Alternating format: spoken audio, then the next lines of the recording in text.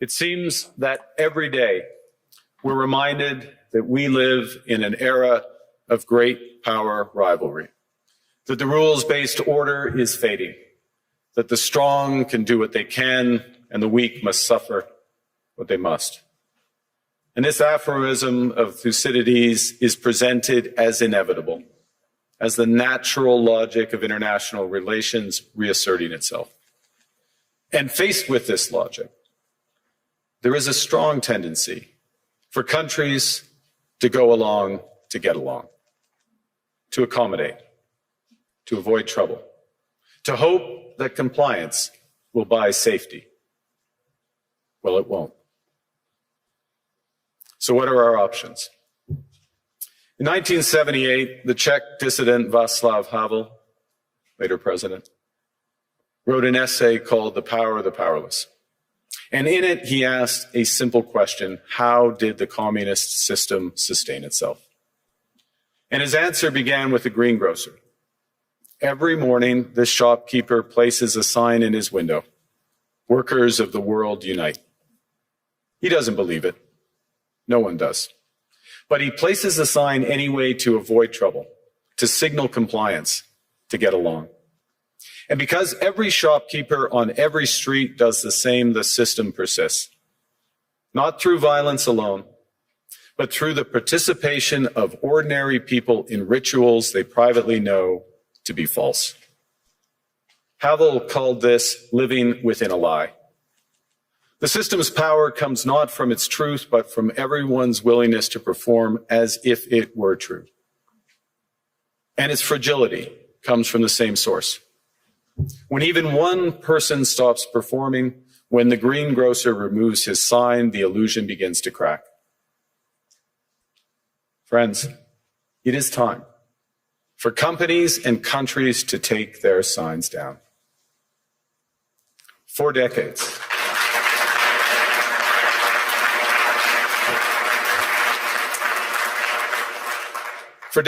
countries like Canada prospered under what we called the rules-based international order. We joined its institutions, we praised its principles, we benefited from its predictability. And because of that, we could pursue values-based foreign policies under its protection. We knew the story of the international rules-based order was partially false, that the strongest would exempt themselves when convenient, that trade rules were enforced asymmetrically. And we knew that international law applied with varying rigor depending on the identity of the accused or the victim. This fiction was useful. And American hegemony in particular helped provide public goods, open sea lanes, a stable financial system, collective security, and support for frameworks for resolving disputes.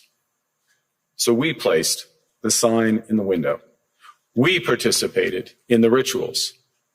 And we largely avoided calling out the gaps between rhetoric and reality. This bargain no longer works. Let me be direct. We are in the midst of a rupture, not a transition. Over the past 2 decades, a series of crises in finance, health, energy, and geopolitics have laid bare the risks of extreme global integration. But more recently, great powers have begun using economic integration as weapons. Tariffs as leverage, financial infrastructure as coercion, supply chains as vulnerabilities to be exploited. You cannot live within the lie of mutual benefit through integration when integration becomes the source of your subordination. The multilateral institutions on which the middle powers have relied, the WTO, the UN, the COP, the architecture, the very architecture of collective problem solving are under threat. And as a result, many countries are drawing the same conclusions, that they must develop greater strategic autonomy in energy, food, critical minerals, in finance and supply chains. And this impulse is understandable. A country that can't feed itself, fuel itself, or defend itself has few options. When the rules no longer protect you, you must protect yourself. But let's be clear-eyed about where this leads. A world of fortresses will be poorer, more fragile, and less sustainable. And there's another truth. If great powers abandon even the pretense of rules and values for the unhindered pursuit of their power and interests, the gains from transactionalism will become harder to replicate. Hegemons cannot continually monetize their relationships. Allies will diversify to hedge against uncertainty. They'll buy insurance, increase options in order to rebuild sovereignty. Sovereignty that was once grounded in rules, but will increasingly be anchored in the ability to withstand pressure. This room knows this is classic risk management. Risk management comes at a price. But that cost of strategic autonomy, of sovereignty, can also be shared. Collective investments in resilience are cheaper than everyone building their own fortresses. Shared standards reduce fragmentations. Complementarities are positive sum. And the question for middle powers like Canada is not whether to adapt to the new reality. We must. The question is whether we adapt by simply building higher walls or whether we can do something more ambitious. Now, Canada was amongst the first to hear the wake-up call, leading us to fundamentally shift our strategic posture. Canadians know that our old, comfortable assumptions that our geography and alliance memberships automatically conferred prosperity and security, that assumption is no longer valid. And our new approach rests on what Alexander Stubb, the President of Finland, has termed value-based realism. Or to put another way, we aim to be both principled and pragmatic. Principled in our commitment to fundamental values, sovereignty, territorial integrity, the prohibition of the use of force except when consistent with the UN Charter, and respect for human rights. And pragmatic in recognizing that progress is often incremental, that interests diverge, that not every partner will share all of our values. So we're engaging broadly, strategically, with open eyes. We actively take on the world as it is, not wait around for a world we wish to be. We are calibrating our relationships so their depth reflects our values. And we're prioritizing broad engagement to maximize our influence, given the fluidity of the world at the moment, the risks that this poses, and the stakes for what comes next. And we are no longer just relying on the strength of our values, but also the value of our strength.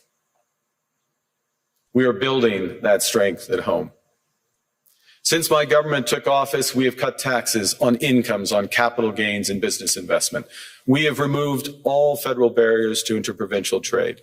We are fast-tracking $1 trillion of investments in energy, AI, critical minerals, new trade corridors, and beyond. We're doubling our defense spending by the end of this decade, and we're doing so in ways that build our domestic industries. And we are rapidly diversifying abroad. We've agreed a comprehensive strategic partnership with the EU, including joining SAFE, the European Defence Procurement Arrangements.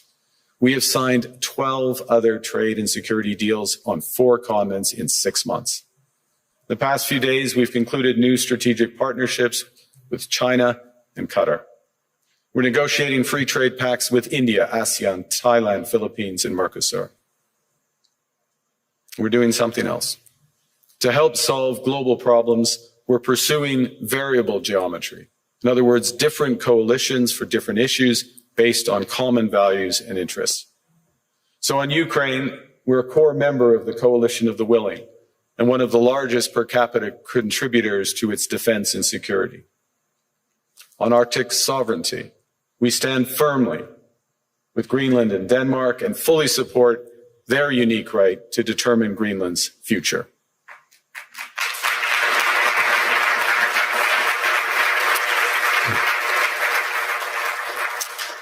Our commitment to NATO's Article 5 is unwavering. So we're working with our NATO allies, including the Nordic Baltic 8, to further secure the alliance's northern and western flanks, including through Canada's unprecedented investments in over-the-horizon radar, in submarines, in aircraft, and boots on the ground, boots on the ice.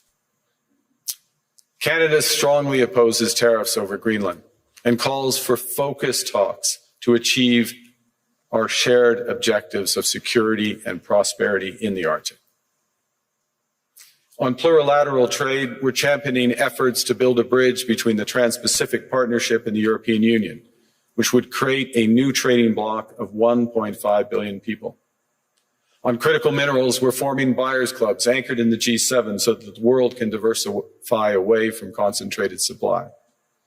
And on AI, we're cooperating with like-minded democracies to ensure that we won't ultimately be forced to choose between hegemons and hyperscalers.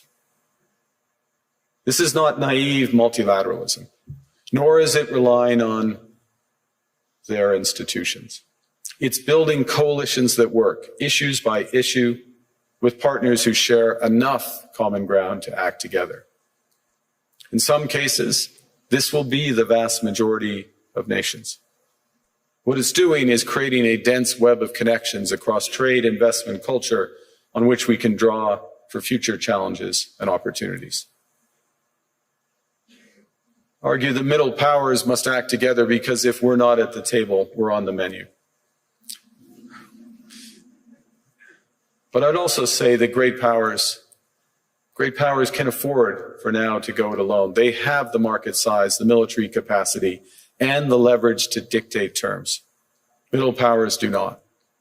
But when we only negotiate bilaterally with a hegemon, we negotiate from weakness. We accept what's offered. We compete with each other to be the most accommodating. This is not sovereignty. It's the performance of sovereignty while accepting subordination. In a world of great power rivalry, the countries in between have a choice: compete with each other for favor or to combine to create a third path with impact. We shouldn't allow the rise of hard power to blind us to the fact that the power of legitimacy, integrity, and rules will remain strong if we choose to wield them together. Which brings me back to Havel. What does it mean for middle powers to live the truth? Well, first, it means naming reality. Stop invoking rules-based international order as though it still functions as advertised.